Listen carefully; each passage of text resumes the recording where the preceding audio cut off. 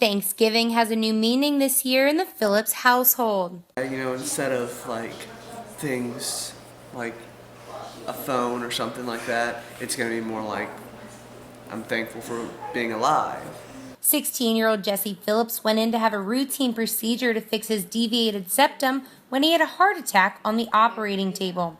Doctors told the family that his heart was enlarged and only functioning at 20% capacity, and that the next step was a heart transplant. It was kind of confusing because it was like, what are you saying? Like, this is weird. I never thought this would happen, and then it was kind of also denial because it was like they didn't really find something. The Brentwood native was transferred to Monroe Carroll Jr. Children's Hospital at Vanderbilt.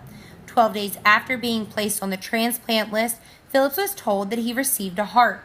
Jesse's mother, Amy Phillips, says it was an emotion-filled realization. It was the one time I had left the hospital to go run an errand, and Jesse had texted me, and so I thought he was joking because I just left. And so it was, it was shocking, it was exciting. Mostly it was exciting because at that point in time we kind of come to terms with the fact that this is what he needed to live. After being in the hospital for 35 days and 3 months of being confined to his home, Phillips says he's ready to get back to his normal routine, but not without its fair share of limitations. Yeah, medicine obviously is a big component to our lives nowadays. He's on a pretty strict schedule to take his medicines.